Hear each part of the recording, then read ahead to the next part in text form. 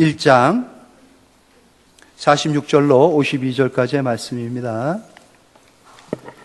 창세기 41장이고요. 46절로 52절까지 한 절씩 교독하고 마지막 절은 같이 읽겠습니다. 46절을 제가 먼저 시작합니다. 요셉이 애굽 왕 바로 앞에 설 때에 30세라. 그가 바로 앞을 떠나 애굽 온 땅을 순찰하니 요셉이 애굽 땅에 있는 그 7년 곡물을 거두어 각 성에 저장하되 각 성읍 주위의 밭에 곡물을 그 성읍 중에 쌓아두매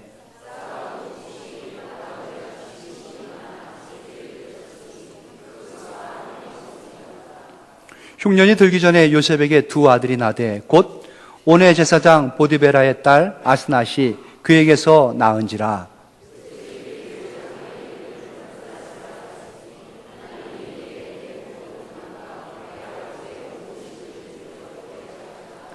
같이 합니다. 차남의 이름을 에브라임이라 하였으니 하나님이 나를 내가 수고한 땅에서 번성하게 하셨다 함이었더라. 아멘.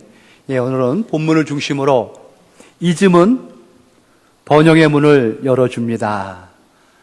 이즘은 번영의 문을 열어줍니다.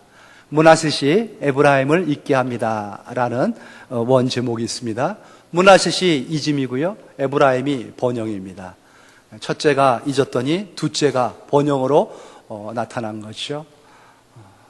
유명한 신학자면서도 심리학자고 또 의학자인 거의 천재라 할 수 있죠. 폴 투룬이라는 사람이 있습니다. 들어보신 분도 있겠죠. 그분이 병원에서 환자들을 돌보고 있을 때에 아주 악성 빈혈에 걸린 힘든 여인이 한 명 찾아왔습니다. 여러 가지 치료법을 통해 가지고 고쳐주려 했지만은 백약이 무효하고요. 어떠한 치료법도 소용이 안 된 거였습니다. 참 이렇게 힘든 여인이 다 있구나. 그러던 어느 날 이 여인이 회사에 병가를 내고 휴가를 떠나겠다 합니다. 잘 다녀오십시오. 휴가를 갔다 온 일주일 후지요. 휴가를 다녀오더니 이 여인의 표정이 바뀐 겁니다. 얼굴에 화색이 돌면서 기쁨이 충만한 거예요. 빈혈 수치를 재봤더니 현격히 떨어져 있습니다. 이거는 영향을 미칠 정도의 그러한 빈혈이 아니었던 거죠. 보니 치료가 된 겁니다. 그래서 물어봤습니다. 지난 일주일간 무슨 일이 있었습니까? 혹 이 빈혈을 위해서 어떠한 치료를 하셨는지요? 그때 그 여인이 아니 빈혈이 다 났습니까? 제가 한 게 아무것도 없습니다. 다만 하면서 들려준 얘기가 이렇습니다. 제가 죽도록 미워했던 한 사람이 있습니다. 지난주에 그를 용서했습니다. 죽도록 미워했던 한 사람, 그를 용서했다는 거죠. 그랬더니 이 여인이 이렇게 새 희망의 삶이 전개된 것입니다. 그러고 나서 내 마음이 얼마나 기쁜지요. 희망이 가득 찼습니다. 그리고 이렇게 행복해진 마음이 계속되더군요. 악성 빈혈이 마음의 분노에서 시작되었음을 짐작했던 그러한 환자였습니다. 마셀 맥루안이라는 의학과 성서를 쓴 학자가 있습니다. 그 책의 결론은 이렇습니다. 사람의 마음속에 분노를 품으면 각종 질병이 생기고 기꺼이 용서할 때 이러한 질병은 치유됩니다. 라는 말이죠. 잘 모르지만 현대 그 의학, 과학으로는 밝힐 수 없지만은 우리 마음의 병이 육체의 병을 만든다는 것입니다. 화병이라는 말이 있죠. 화병. 화가 생겨가지고, 화가 가득 차가지고, 폭발하려고 생기는 병. 그게 화병은 아닙니다. 화가 폭파하고 화가 나는 병이 화병이 아니고 화를 참았을 때에 생기는 병이 바로 화병입니다. 우리 민족 역사적으로 우리는 화에 대해서 좀 자제를 요구받은 그러한 민족성을 갖고 있습니다. 함부로 감정을 표출하지 못하게끔 훈련됐고 교육받았죠. 그래서 유독 화병이 많은 겁니다. 요즘은 또 그렇지도 않더라고요. 우리들 대체로 이 쌓여있는 화 어떻게 푸는지 압니까? 운전을 해보면 잘 압니다. 운전할 때 보면은 그렇게 얌전하고 순전한 사람이 어떻게 저럴 수가 있을까 싶을 정도로 거침없이 표현하더라고요. 그 옆에 누가 있는지도 상관도 않고 심지어는 목사가 앉아 있는데도 그냥 감정을 주체하지 못하고 폭파하는.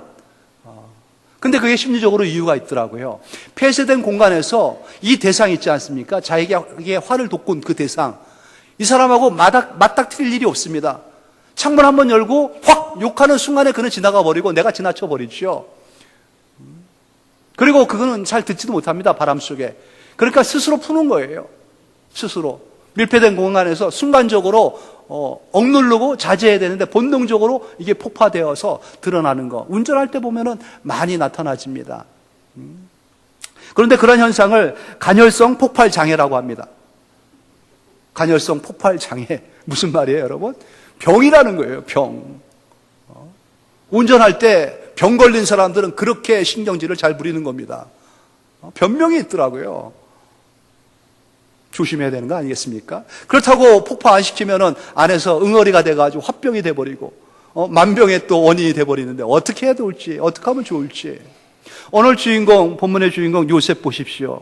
그의 인생에 참으로 용서하지 못할 세 명의 원수들이 등장하지 않습니까? 그 외에도 등등등 있을 터인데 대표적인 3명의 부류예요. 첫 번째, 그가 어렸을 때부터 그런 시기하고 질투했던 그의 이복 형들이죠. 무려 10명이나 됩니다. 10명이 이 약한 이 어린 요셉을 둘러싸면서 얼마나 질타하고 무시하고 그를 왕따시키면서 힘들게 했는지 모릅니다. 조금 성장해서 17살 청소년 시절이 됐을 때 아빠도 모르게 주도 새도 모르게 10명이 작당을 해가지고 그를 죽이려고 합니다. 죽이려고 한 게 아니라 죽이려고 했죠.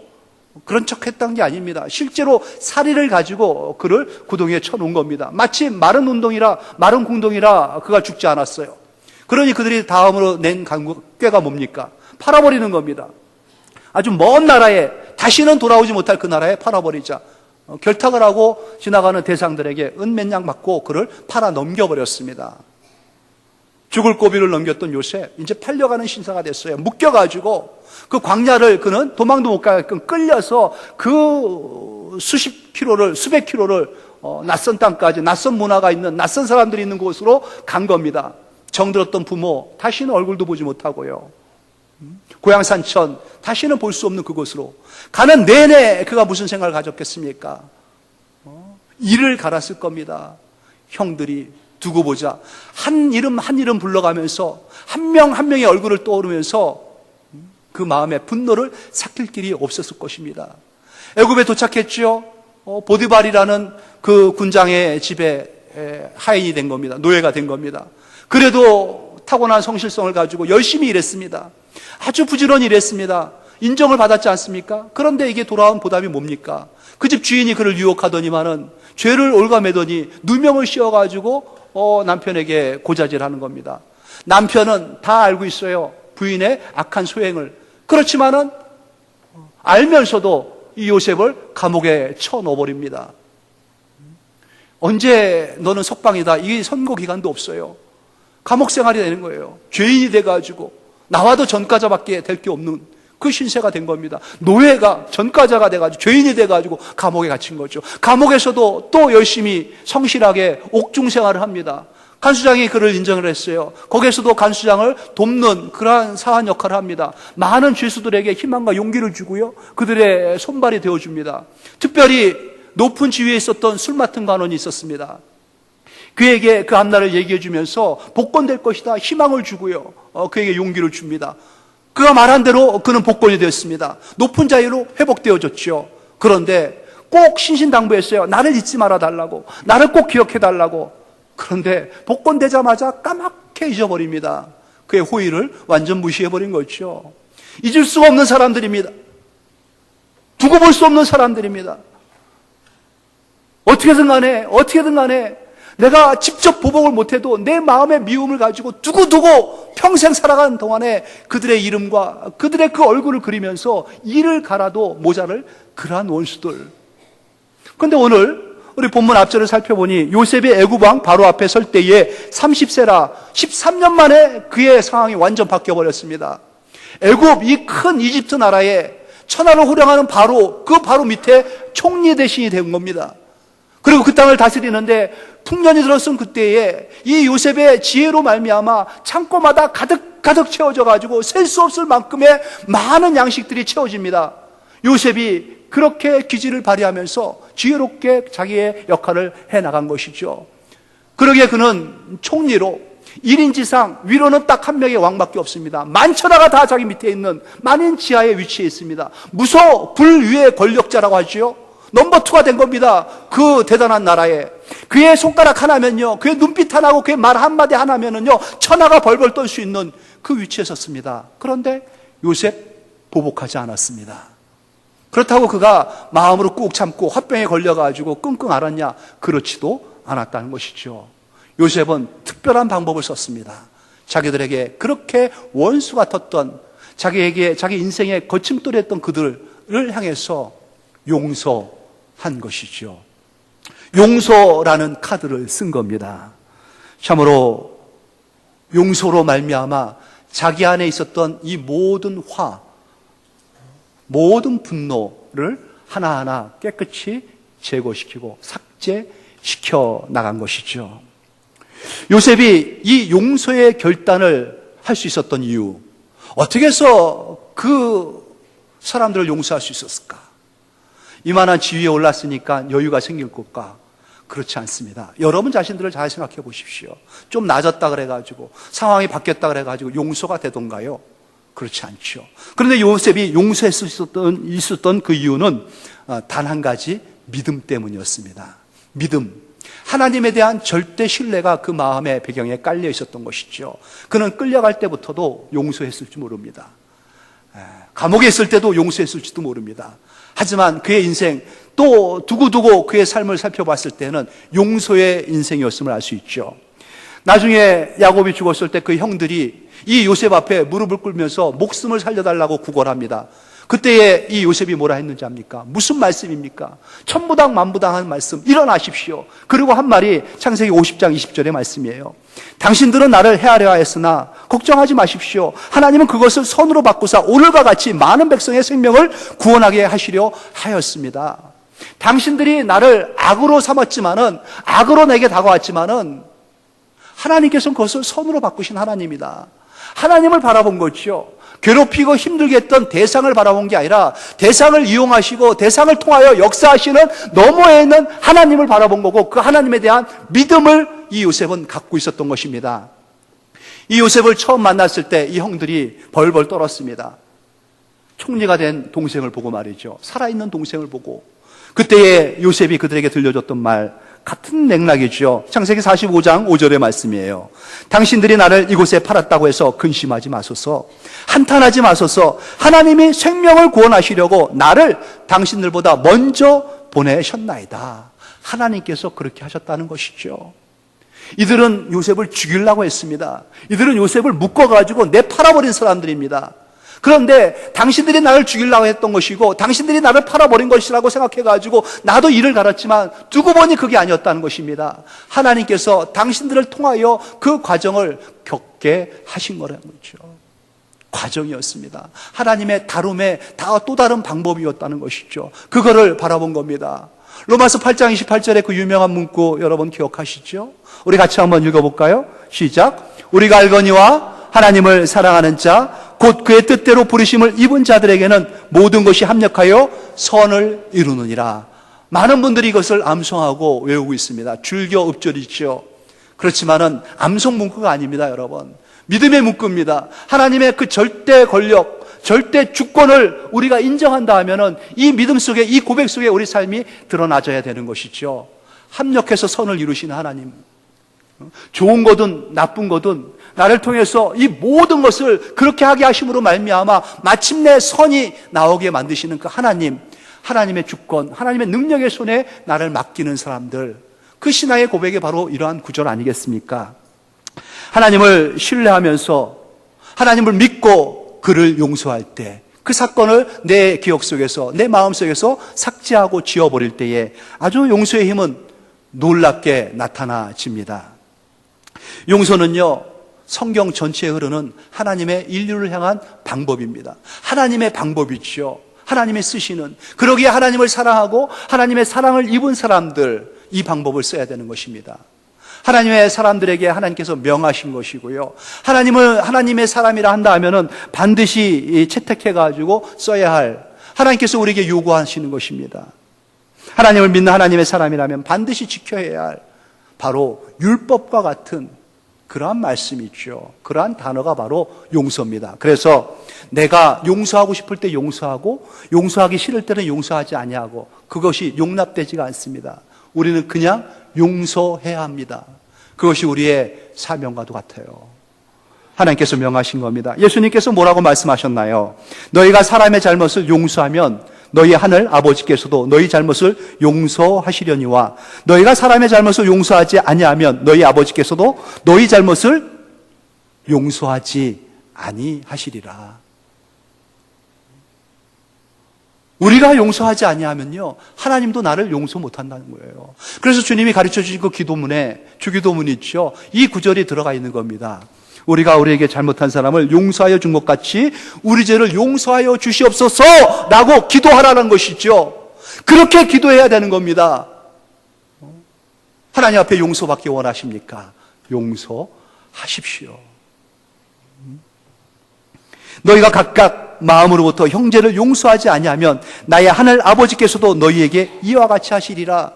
마음으로부터 진정으로 지워버려야 되는 겁니다. 잊어버려야 되는 겁니다. 깨끗이 말이죠. 요셉이 그렇게 출세의 길에 올라가지고 총리 대신이 됐을 때 가정이 이루어집니다. 아내를 맞이하게 되고요. 이 이방 땅에서 그 기구한 인생을 살았던 사람이 결혼을 한 거예요. 높은 지위에서. 얼마나 안정적이겠습니까? 하나님의 얼마나 큰 은혜의 그 결과겠습니다냐고요. 그러고 나서 요셉이 그 은혜의 결실과 같이 아들을 얻습니다. 얼마나 기쁨이 충만할지요. 아들을 얻은 그 마음, 낯선 곳에서 이방의 계기로 죽을 줄 알았더니만은 가정을 꾸미게 하시고 하나님께서 후손을 보게 해준 겁니다. 그것도 장자로 말이죠. 너무 기쁩니다. 그리고 그 아들의 이름을 뭐라고 줬는지 압니까? 므낫셋이라고 줘버린 겁니다. 므낫셋. 여기에 요셉의 마음이 드러나 있어요. 므낫셋 뜻이 뭡니까? 오늘 51절 말씀 보세요. 요셉이 그의 장남의 이름을 므낫셋이라 하였으니 하나님이 내게 내 모든 고난과 내 아버지의 집의 일을 잊어버리게 하셨다 하며, 내 모든 고난과 내 아버지, 내 형들이 했던 모든 일들을 다 잊어버리게 만들어준 그 결과가 바로 이 아들이라는 것입니다. 므낫셋, 그 이름을 그렇게 지은 거예요. 그리고 나서 둘째 아들을 보게 됐죠. 그 아들의 이름은 에브라임입니다. 번역을 하면은 번성이란 뜻이에요. 번영, 하나님께서 주신 그 번영, 놀라운 깨달음을 이 요셉은 알고 있었던 것이죠. 잊으니 번영이 오는 겁니다. 비웠더니 채워주시는 겁니다. 하나님 말씀에 순종할 때 하나님께서 은혜를 베풀어 주신다는 그 믿음의 고백으로 그 아들의 이름들을 그렇게 지은 것이에요. 선한 열매가 이 인생 가운데에 연그러지기 시작하는 것입니다. 번성은 파라 원어상 그렇습니다. 열매라는 뜻이에요. 열매. 요셉이 잊었더니, 요셉이 용서했더니 서서히 그 인생 가운데 열매가 보여지기 시작하는 겁니다. 내 눈에 흙이 들어가기 전까지는 절대 용서하지 못한다. 이런 말들을 하는 사람들을 보았는데 제법 많은 사람들이 원한에 가득한 마음은 그 응어리를 짊어진 채 살아갑니다. 용서할 수 없다는 겁니다. 절대로 용서할 수 없다는 겁니다. 당신도 한번 들어보시고 생각해 보십시오. 용서할 만한가? 들어보고 생각해 보니 과연 용서할 만하지 못하더라고요. 그렇게 참 응어리진 마음 가지고 분노할 만하더라고요. 그래서 그 눈에 흙이 들어가기 전까지는 절대 용서하지 못하겠구나라는 생각도 들게 하더라고만요. 하지만 말이죠, 용서를 하지 못하는 그 마음, 어떠한 마음입니까? 미움과 분노, 그것은 내 마음의 상처입니다. 내가 용서하지 못하는 그 사람에게 상처를 주는 게 아니라 용서하지 못하는 내 마음이 상처를 갖게 되는 겁니다. 그 상처가 생각할 때마다 더 덧나버립니다. 생각할 때마다 골마버립니다. 그리고 생각할 때마다 터져가지고 내 온몸에 퍼져버리는 겁니다. 누가 손해입니까? 내 마음이 손해예요. 평생 그때부터 내 죽을 때까지 미움 가운데 저주하면서 그 마음을 안고 살아갑니다. 풀길 없이 말이죠. 용서하지 못한 채 계속 미워하며 산다는 거, 그런데 알고 계십니까? 상대방은 그 단 한 번의 잘못 때문에 나는 평생 그 미움의 마음을 갖고 살아간다는 거 말이죠. 그래서 내 평생의 끊임없는 상처 속에서 매워서 이러한 저러한 정신적, 육체적 고통 가운데에 나만 힘들게 시달리며 살게 되는 것입니다. 그런 나에게 이런 고통과 상처를 준 사람은요, 내가 이렇게 힘들어하는지, 내가 밤에 잠을 못 자고 때마다 일마다 이를 갈면서 분노 가운데 치를 떠는지 그는 상상도 못하고 있습니다. 그런데 내가 이렇게 힘들어해야 된다는 거 말이 됩니까? 그를 향해서 원한 가득한 마음에 분노하고 있다면요, 결국은 나만 죽이는 겁니다. 내 영혼만 파괴하는 것이죠. 예수님께서 우리를 구원해 주셨지 않습니까? 십자가의 보혈로 씻어주셨습니다. 거룩한 성령님을 우리에게 보내주셨어요. 성령이 우리 안에서 생명의 왕성함을 가지고 열매를 맺으려고 합니다. 선한 열매, 의의 열매 말이죠. 그런데 조금 자라는 듯하면은 이게 가로막습니다. 그래서 열매가 맺는 것 같아가지고 보였는데 또 따서 보니 안에 알맹이가 없습니다. 모양은 있는 것 같은데 내용이 없는 거예요. 껍데기만의 신앙인, 표면적 유대인, 형식적인 크리스찬, 내용이 없습니다. 알맹이가 없는 거예요. 맺혀지지 못하는 겁니다. 연그러가지고 풍성한 열매가 되지 못하는 거죠. 이렇게 행복한 삶을 우리에게 살라고 명하신 주님의 그 은혜의 배려가 있는데 평생 미워하고 저주만 하다가 마침내 주님 앞에 섰을 때 말이죠. 결산의 날 주님이 묻습니다. 너 세상 사는 동안에 뭐 하다 왔느냐 물어보면 뭐라고 대답하겠습니까? 평생 미워하면서요, 저주만 하고 이 갈다 왔습니다. 그렇게 답변하시겠습니까? 오늘 요셉, 그 억울함이 보복이 아닌 용서로 바꿔놓은 사람입니다. 요셉도 말이죠, 쉽게 잊었는 자입니까? 성인 군자인 줄 압니까? 이 악몽과 같은 자기에게 이렇게 큰 고통과 아픔을 준 그 사람들 잊기 위해서 몸부림을 친 사람입니다. 오죽하면은 아들의 이름을 이짐이라고 적겠습니까? 잊자라고 진 겁니다. 아들의 이름을 부를 때마다 잊은 겁니다. 그들이 생각날 때마다 그 이름을 불렀던 건 아니겠습니까? 잊자, 잊어버리자, 기억도 하지 말자. 몸부림을 친 겁니다. 생각할 때마다 치가 떨리지만은 그 아들의 이름을 부른 거예요. 의지를 세운 겁니다. 결단한 겁니다. 잊어야지, 용서해야지. 잊어버릴 것은 빨리 잊어버려야 됩니다. 그래서 잘 잊어버린다는 것은 잘 기억한다는 것만큼 중요한 거예요. 원수는 물에 씻어가지고 보내버려야 되고요. 은혜는 돌에 새겨가지고 붙잡아야 되는 겁니다. 기억해야 할 거, 잊어버려야 될 거, 잘 구분하시기 바랍니다. 성령님이 우리 인생 가운데 오셔가지고 좋은 열매를 맺어가려 할 때요, 이 열매 맺음을 방해하는 가장 큰 장애물, 이 열매 맺는 것을 방해하는 아주 깊고도 질긴 회방꾼, 그것은 바로 우리 마음 깊은 곳에 숨어있는 미움이라는 겁니다. 미움이라는 이 장벽이 그 은혜의 흐름을 저해하고 막고 있는 거예요. 여러분은 미워하는 사람이 없다고 생각할 수도 있습니다. 하지만 우리의 의식에, 아니면은 의식 저 깊은 곳에 무의식 가운데에 이 미움이라는 것이 다 자리하고 있습니다. 이것이 제거되기 전에는 생명의 흐름이 온전해질 수가 없는 것이죠. 아주 오래된 사건이라고, 또 그 당사자가 지금 죽어서 없을 수도 있습니다. 아니면 딴 곳에 멀리 이민 갈 수도 있어요. 하지만 마치 언제 일과 같이 생각하면 할수록 불쑥불쑥 떠오르는 그러한 상처, 그러한 사건들, 그러한 사람들, 자꾸 나는 잊었다고 생각합니다. 그런 미움이 없다고 생각해요. 왜 그런지 압니까? 잊은 척하는 이유가 그 사람을 생각할 때마다 내가 너무 수치스러워서 그래요. 너무 부끄러워서 그래요. 너무 경멸스러워가지고 나 자신도 용서할 수 없는 그 모멸감과 모욕감 가운데 치를 떨기 때문에 어찌하지 못하니까 어떡하겠습니까? 잊은 척하고 살아야죠. 하지만 그것이 내 마음 깊은 곳에 자리하고 있다는 것이죠. 나의 무의식 가운데 그것이 자리 잡고 있는 겁니다. 그래서 어떤 순간에 어떠한 사건 앞에 불쑥불쑥 떠올라집니다. 그냥 괜히 있는데 떠올라져요. 그리고 치를 떨게 하고요, 눈물을 쏟게 합니다. 가슴이 뛰게 만들어요. 흥분하게 만듭니다. 분노의 치를 떨게 만들어요. 이를 진정시키기 위해서 세상 사람들은요, 쉬운 방법, 술이라는 걸 마십니다. 술 취하면 잊어버리지, 그때뿐이죠. 깨고 나면은 또 밑에 깔려 있는 거 어찌하지 못합니다. 소리를 질러댑니다. 고래고래. 그러면 잊을 것 같습니까? 한숨을 깊게 쉬죠. 푹푹 한숨 마십니다. 가슴을 치는 사람도 있습니다. 경우에 따라서는 심하게 욕도 합니다. 폭력을 쓰기도 하지요. 또 이런 것 저런 것에 대리만족을 위해서 집착을 해가지고 중독성까지 빠져듭니다. 그것을 마음에 채우면 그것이 없어질 줄 알지요. 그렇지 않습니다. 아주 어린 시절 이미 고인이 됐지만은 그 옛날 아버지한테 받은 상처가 얼마나 깊이 있는지 자기도 몰라 있었던 것이죠. 그런데 그런 게 내 안에 숨어져 있는 겁니다. 그 사람에 대한 상처들, 아픔들. 만약 대상이 있고요, 내가 힘이 있으면 직접적으로 보복을 갈 겁니다. 복수의 칼을 갈 겁니다. 복수의 칼을 지금 못 휘둘러도 평생 이 일을 위해서 칼을 갈면서 살 겁니다.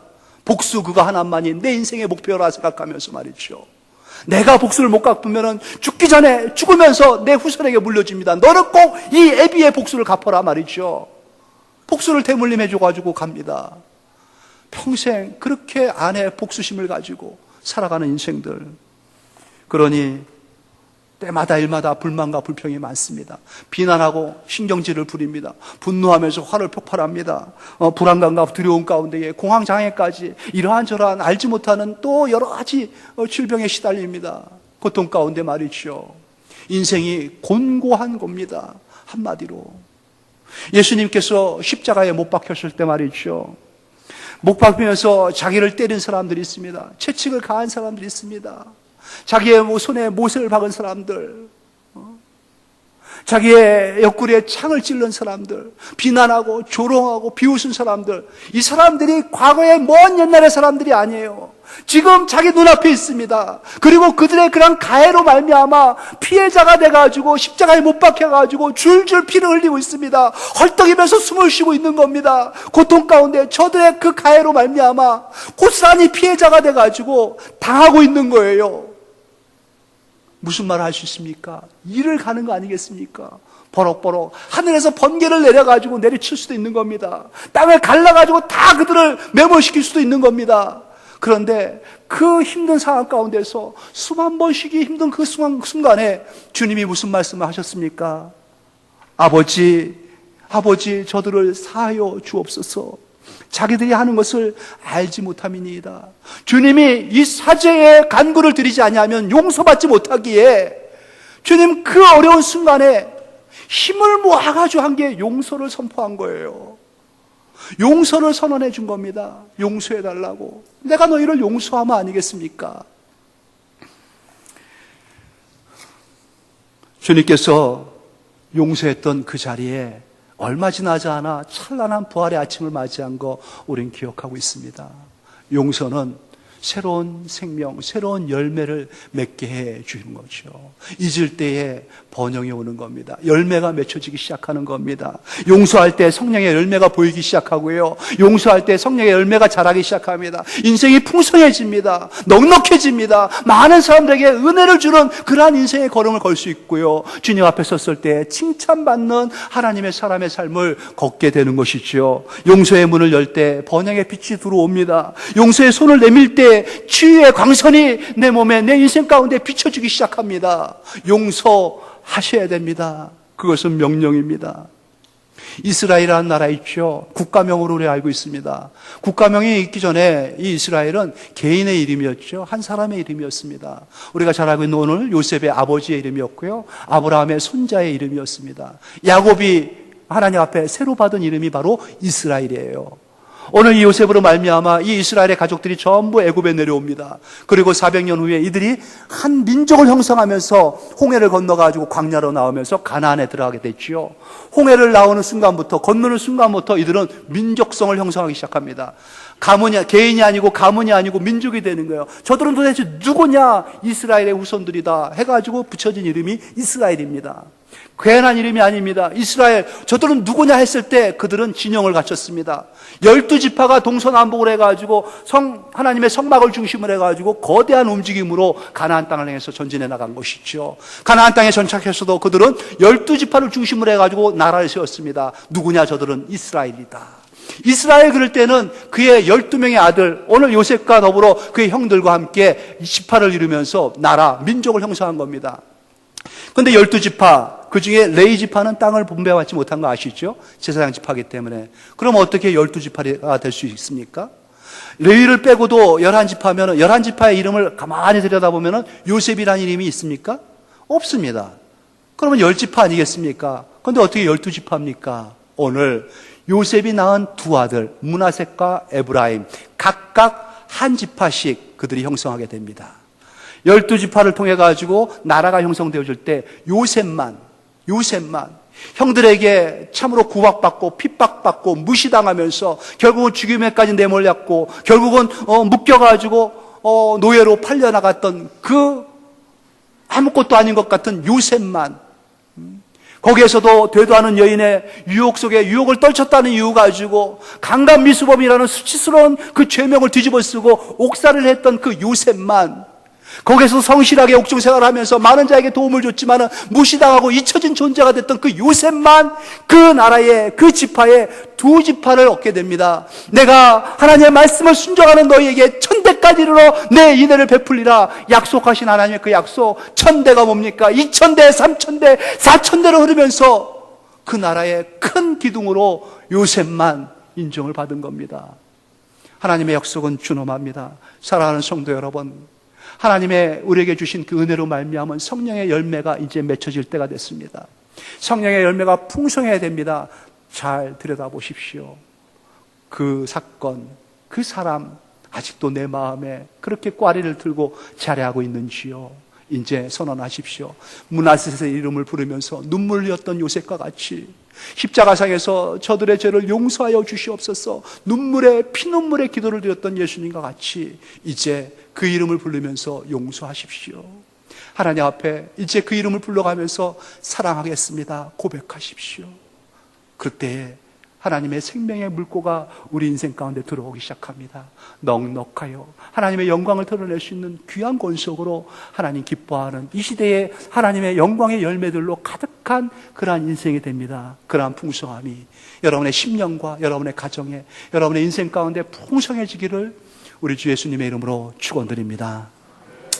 하나님 아버지 은혜를 감사합니다. 용서, 이 두 단어를 저희들에게 심어주셨습니다.